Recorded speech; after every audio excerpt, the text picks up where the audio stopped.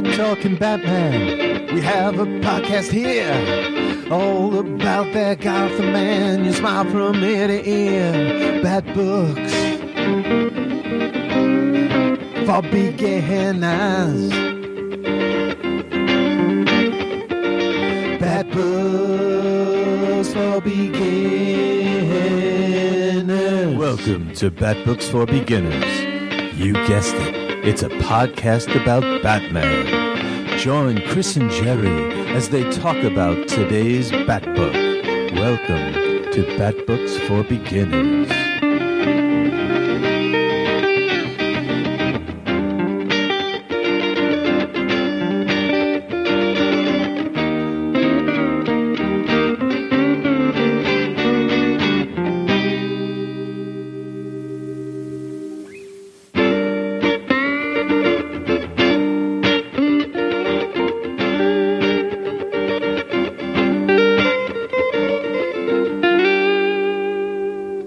Hello, and welcome to this edition of TBU Bat Books for Beginners, episode 167.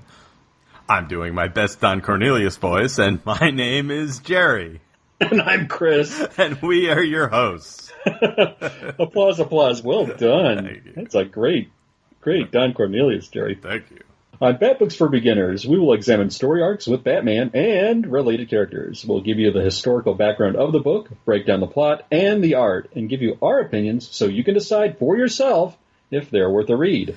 Today's Bat Book is Batgirl, Kicking Assassins. Chris, tell us a little bit about this book.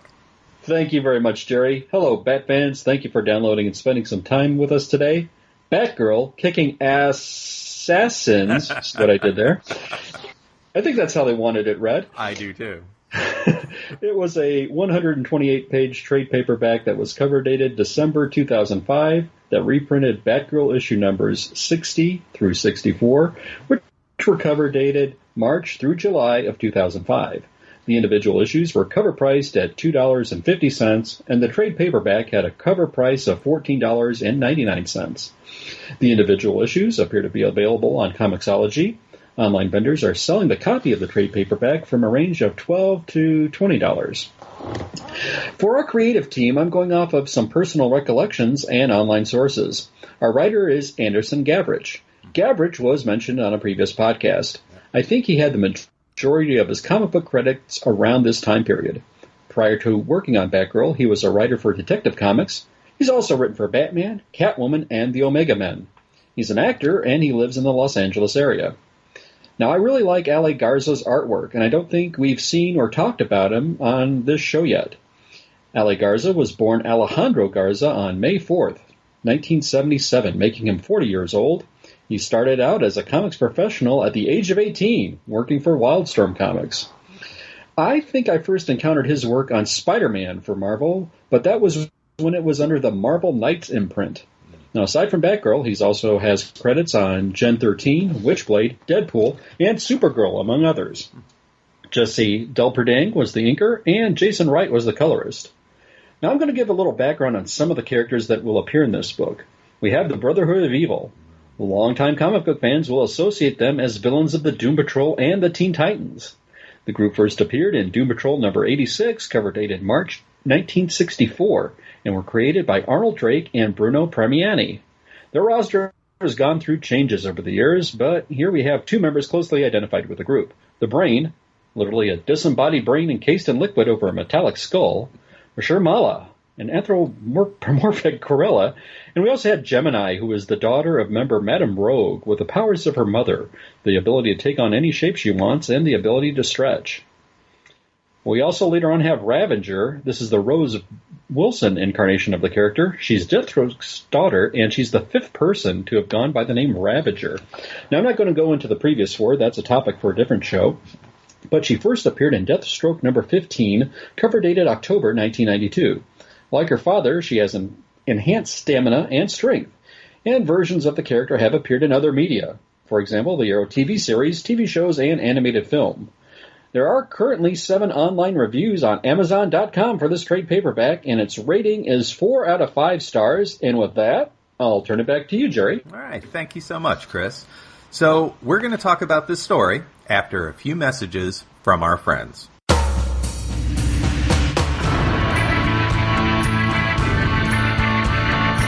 Warlord Worlds, a fan podcast devoted to the comic creations of Mike Grell, including Warlord, John Sable, Starslayer, Shaman's Tears, and Green Arrow.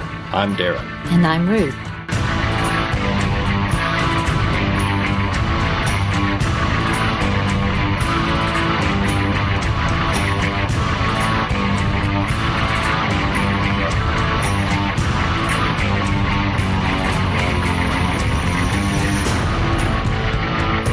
We hope you'll join us as we discuss the stories, characters, and art in the many excellent comics from writer and artist Mike Grell. Warlord Worlds is available at podbean.com and on iTunes and Stitcher. Find us at warlordworlds.com.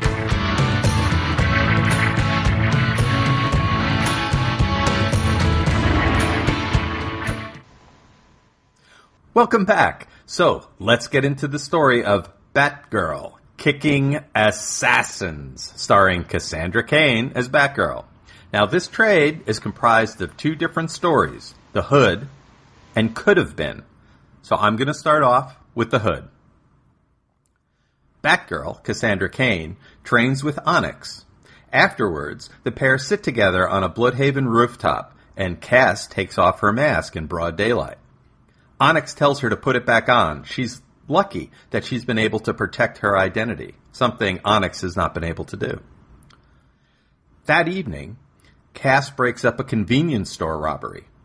The thieves are very heavily armed, and she asks them where they got their gear from. She gets the weapons dealer's name, Marquis. She visits Marquis and convinces him to give her information. He offers to give her the dirt on Penguin. Cass goes to a diner with Alfred. She meets the proprietor, a woman named Brenda Miller. Alfred takes her to the new home that Bruce has bought for her. It's a dilapidated old whale of a house covered in graffiti, but inside is a state-of-the-art Batgirl lair. The basement connects to an old private subway station attached to the Bloodhaven subway and sewer systems, as well as the nearby Fort Joseph. While Cass is looking around her new home, Marquis calls her to give her information on Penguin. Now, Penguin is making a very big, important deal in Bloodhaven that he has a lot of money and political capital tied up in. There's a huge delivery coming in, but Marquis has few details on it. Now, also in town are the Brotherhood of Evil. Mala, who's a giant gorilla, the Brain, as Chris told us, a brain in liquid encased in a kind of a robot body, and another man. These are the crew that Penguin is going to do the deal with. The man is curious looking, however. Now, Cass wants to check out her new neighborhood. She heads out to the diner she was in the day before. She talks with Brenda, the proprietor. Now, a call comes in from Marquis. The delivery came in by jet an hour ago. Batgirl goes to a houseboat where someone connected with the smuggling has gone. She finds the man dead. A man in a suit and tie appears suddenly at the doorway. Cass kicks him in the face, but her foot goes straight through his head as if he was made of water. He is actually a she who is actually Gemini, a meta who transforms like water. She's liquid. Cass has trouble fighting Gemini and sets the houseboat on fire to see what Gemini runs to protect. This angers the giant talking gorilla, Monsieur Mala, who has come on board. They all fight, and Cass has trouble defeating them. The houseboat explodes, and Cass gets thrown into the water and sinks. As she sinks into the depths, she sees Spoiler, Stephanie Brown, who is supposed to be dead. Cass's life passes before her eyes. She remembers being a baby and her assassin father, who first trained her. She also remembers getting linked up with the Bat family, who changed her outlook on life. Stephanie shows Cass her face, which is decayed and beat up, as would someone who is dead. Stephanie tells Cass that she has to fight to live, and Cass is able to swim to the surface and breathe.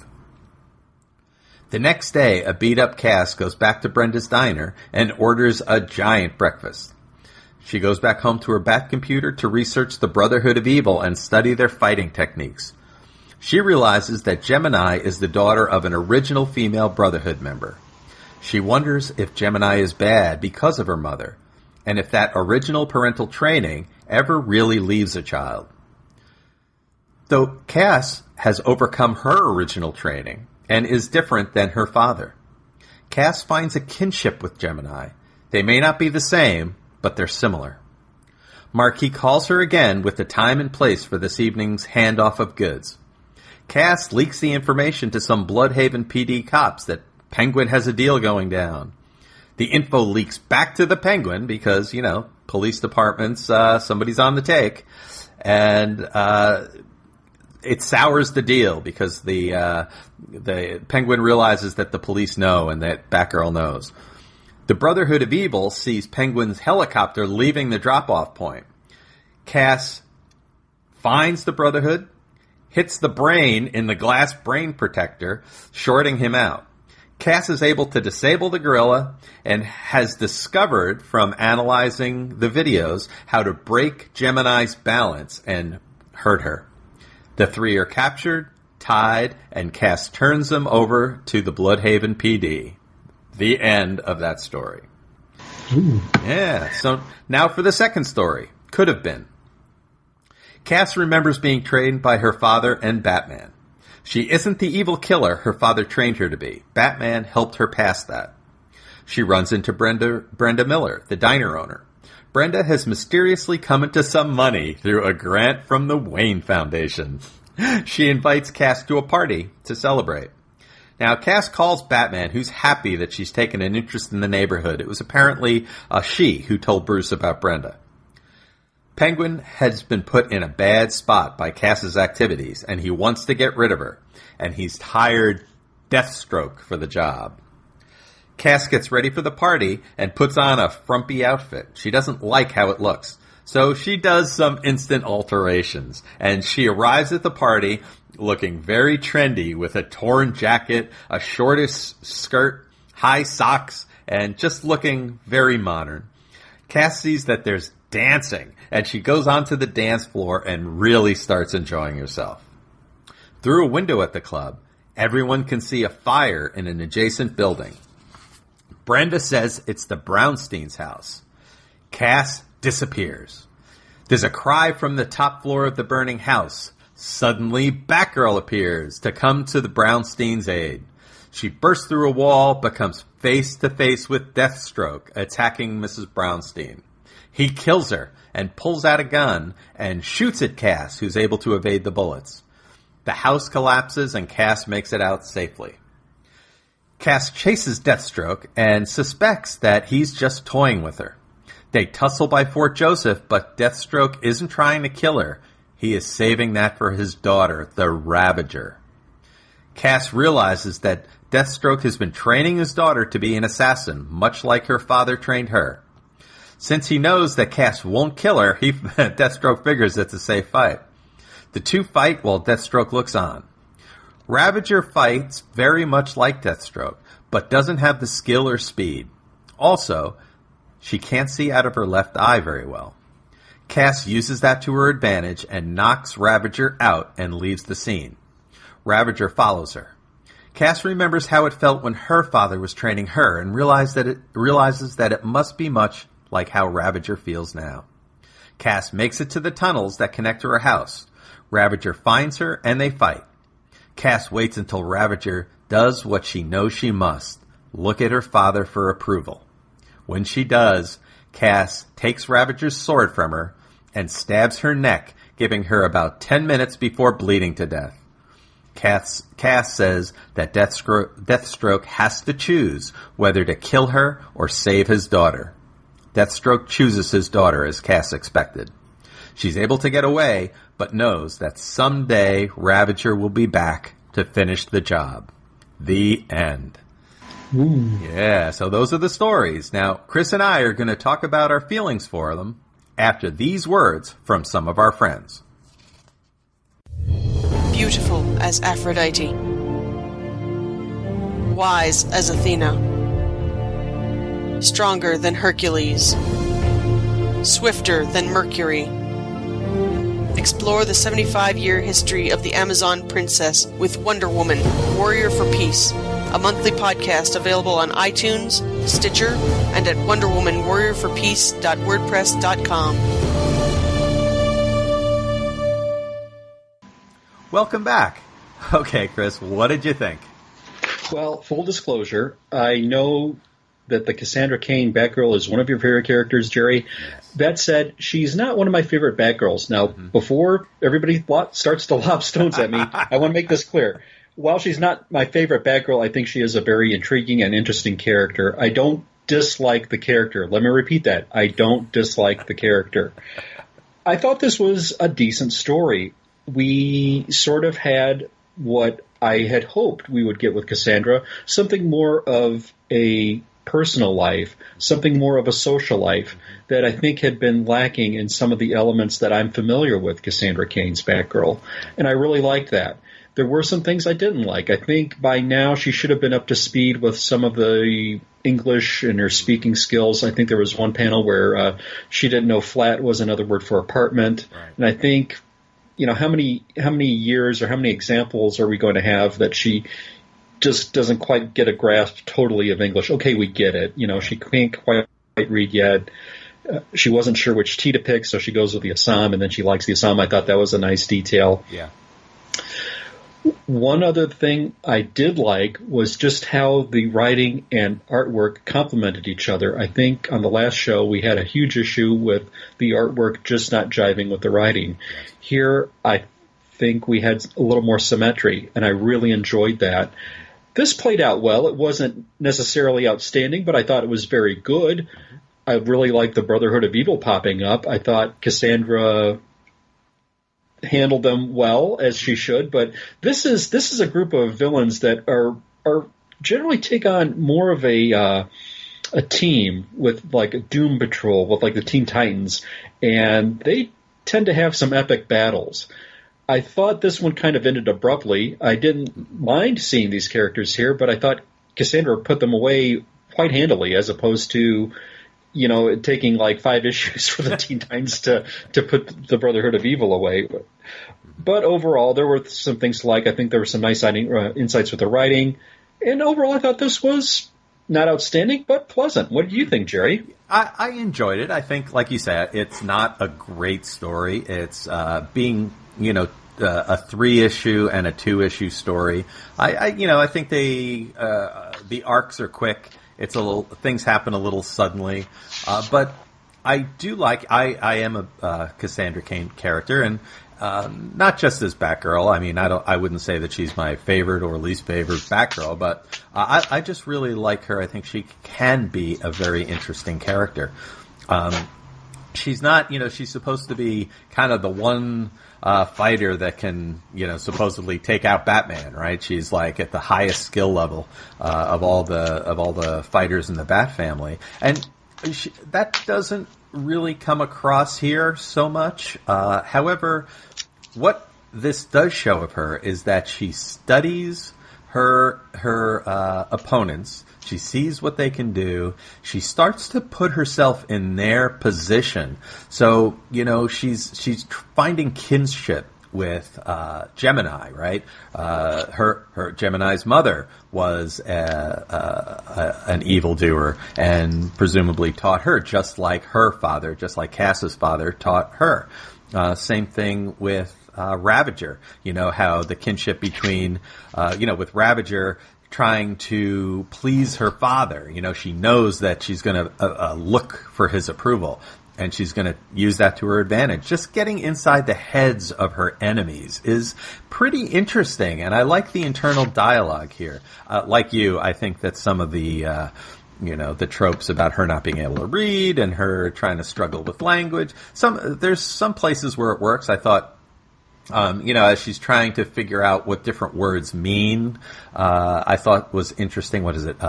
Was it revolve or something like that? She's trying to break down the word and figure out, understand it. And I thought it could be interesting, but there are other places, like you suggested, Chris, that it's a little bit over the top and overdone. But I do like the way that her character is treated here. Now, also her being out in the neighborhood was really interesting with Brenda Miller, finding a friendship. Just her having fun at a dance party, you don't see that too much. And I really feel I really like her as a character and find that I kind of naturally take her side very much. And seeing her trying to expand herself as a person, not just a great fighter, I think is interesting. Dealing with how she was raised, how her place in society. I thought that was really interesting, and it's almost a shame that these stories have to have fighting in them. I mean, I almost want to see, Cass in the neighborhood dealing with kooky neighbors and, make it like a sitcom. I would love to see a story like that. Well, Jerry, that's an excellent point, and I really can't emphasize how you hit the nail on the head with finding an element of the book that I really enjoyed. Mm-hmm. That was some great priceless stuff there.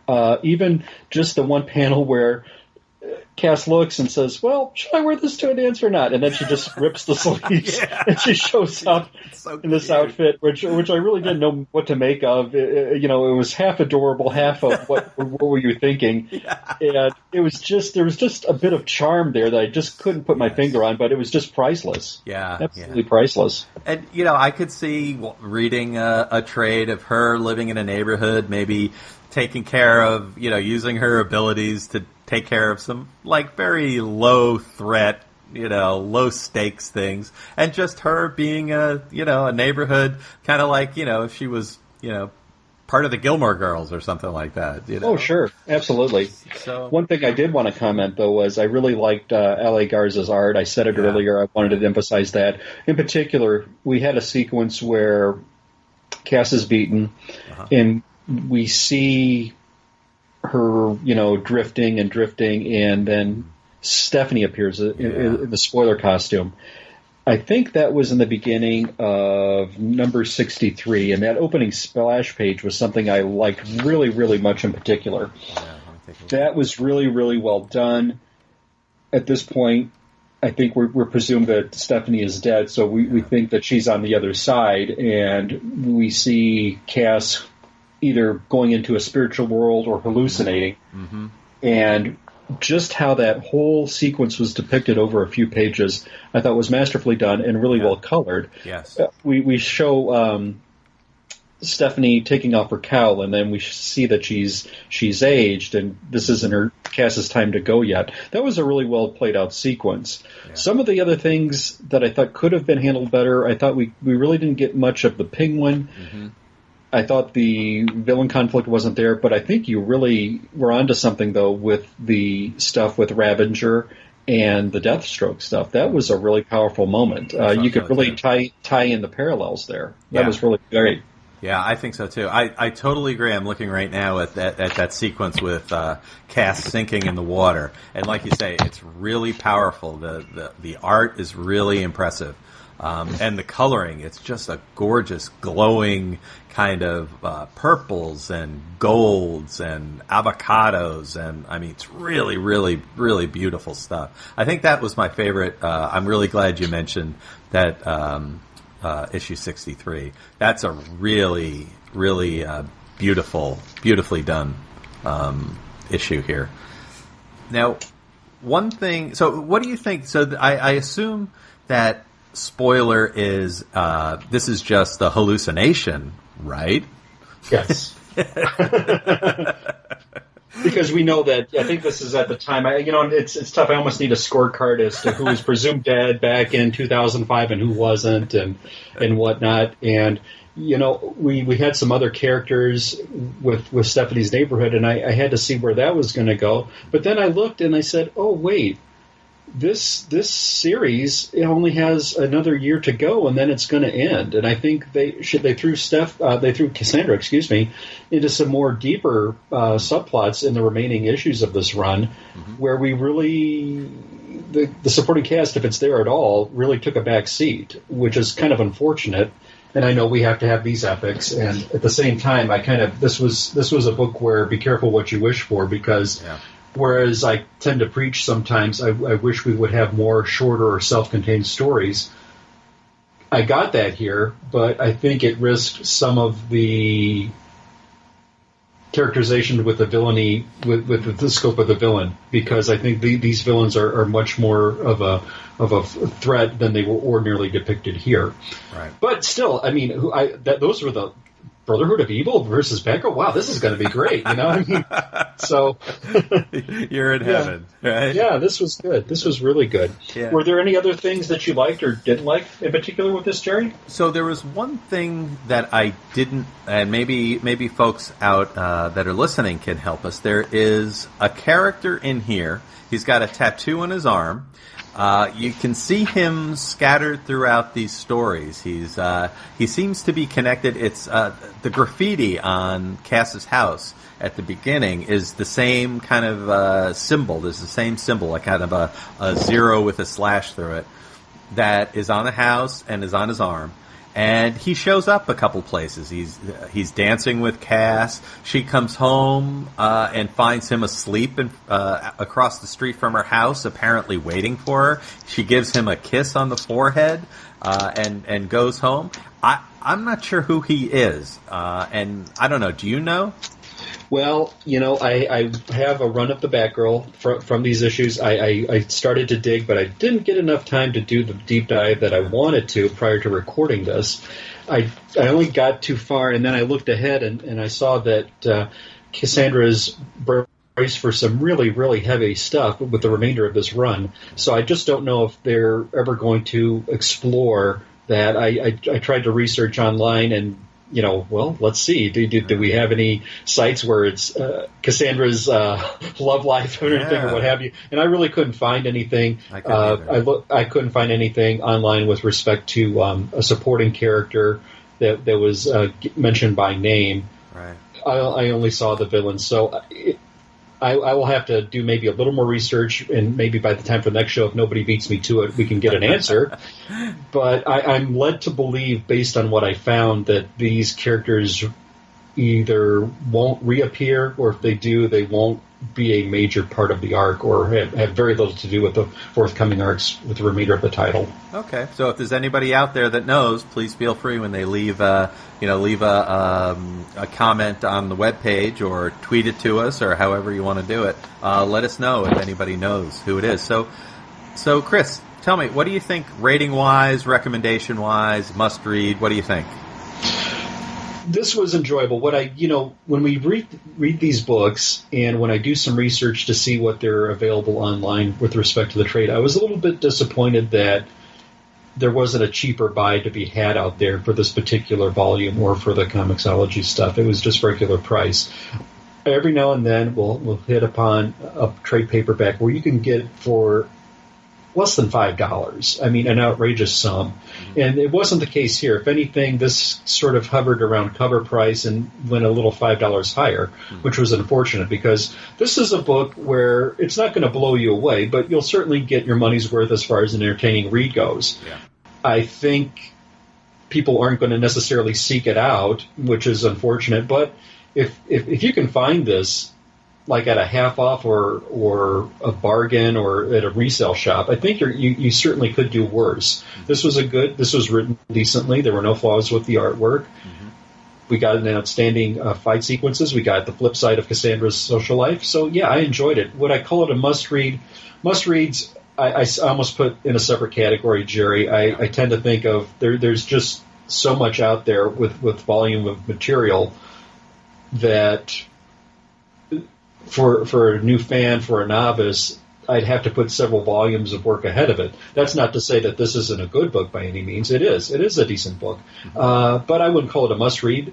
Out of a 5 scale, I'd give it a 3 out of 5. How about you? Okay. So I think that it's splitting up into two different stories, a 3-issue and a 2-issue story. I think on the one hand, like you mentioned, I totally agree with you that it's not a deep enough dive to be a good fighting book.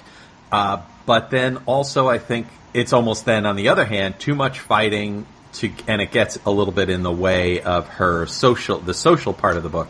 So I think it's the balance between the fighting and the social part is a little bit off. I think it could be it had a pick to be either a better fighting book or a better social book. So it's a little bit uneven. I really like the art, like you suggest. I think there are some of these issues, the art, and some of these pages, the art is really, really good. But, I think the other piece kind of weighs it down. So I'm going to give it 3.5 out of 5. And is it a must-read? No, I don't think it's a must-read for a general Batman fan. But I really would recommend this for Cassandra Cain fans, or if you want to kind of learn about her as a character. I think there is a lot of really good stuff in here that is not. It's a little more complex than I think most characterizations of these comic book characters are. I think it goes into a little bit deeper level than we're used to. So if you're interested in Cassandra Cain, I would highly recommend it, but I don't think it's a must-read.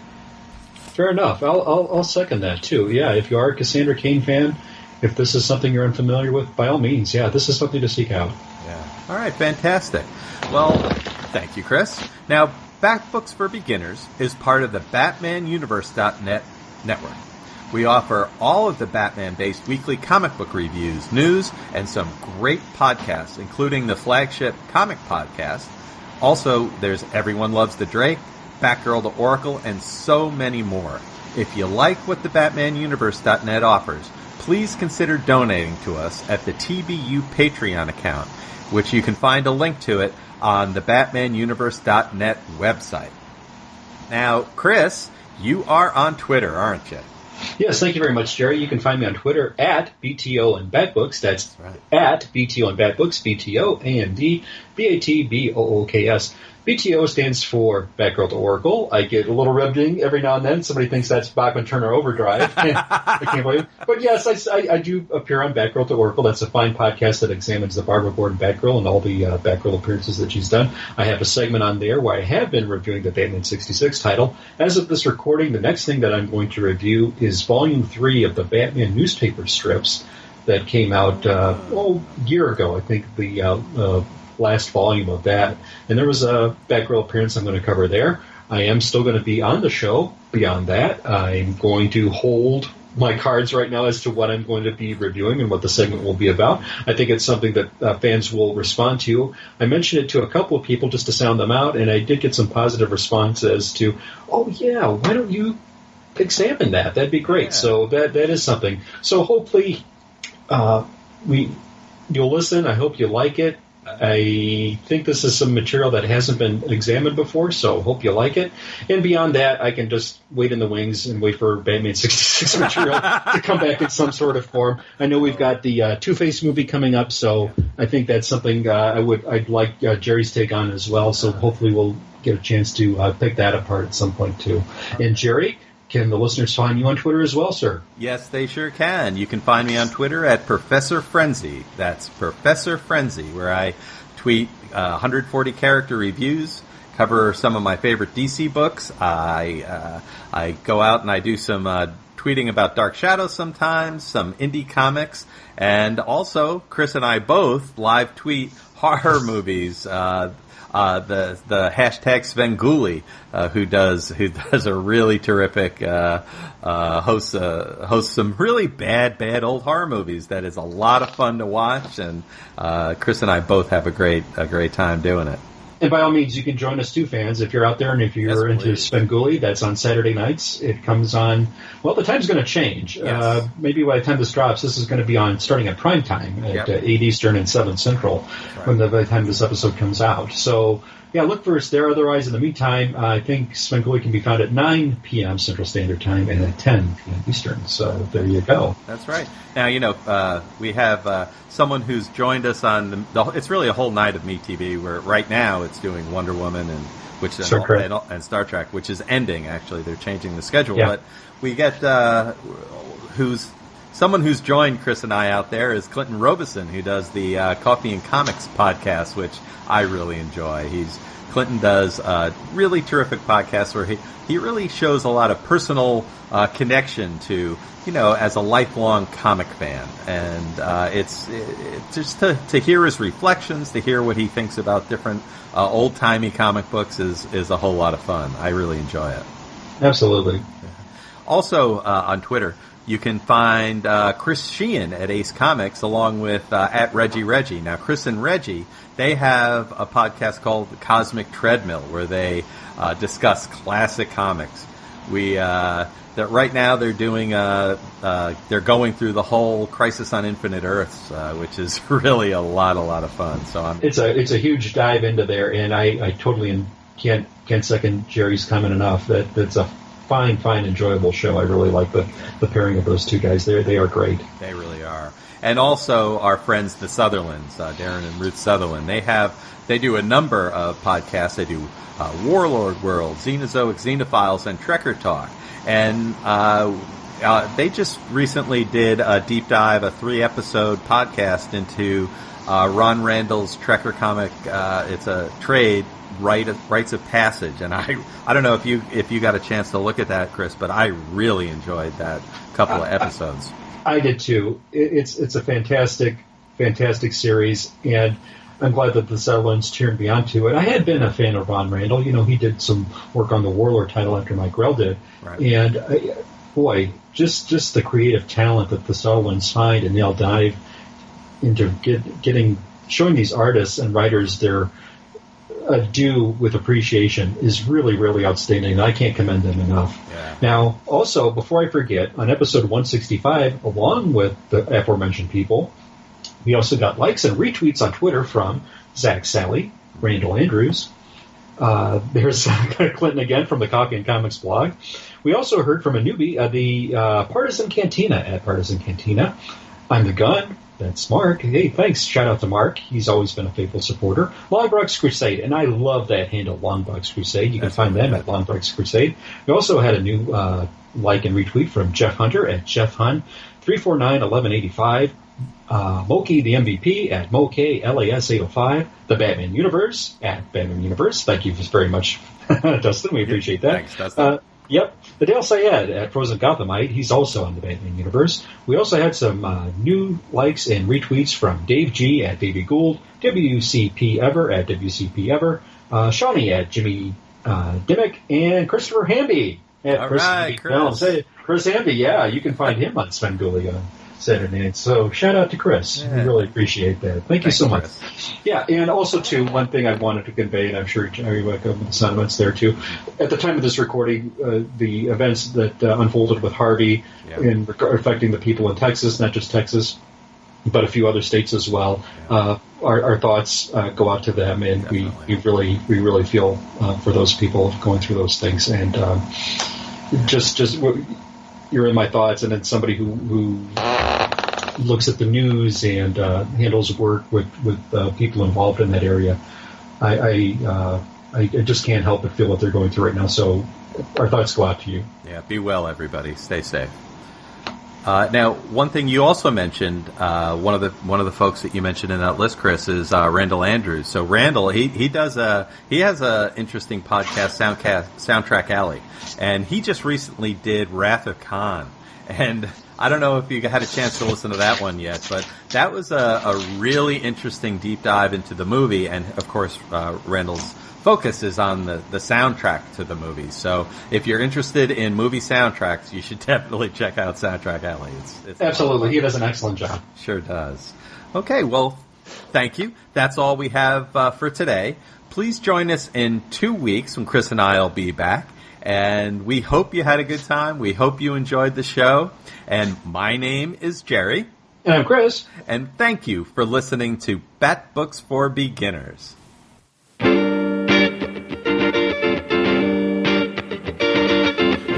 like talking Batman, we have a podcast here, all about that Gotham man. You smile from ear to ear. Bat Books for beginners. Bat Books for beginners. Welcome to Bat Books for Beginners. You guessed it. It's a podcast about Batman. Join Chris and Gerry as they talk about today's Bat Book. Welcome to Bat Books for Beginners.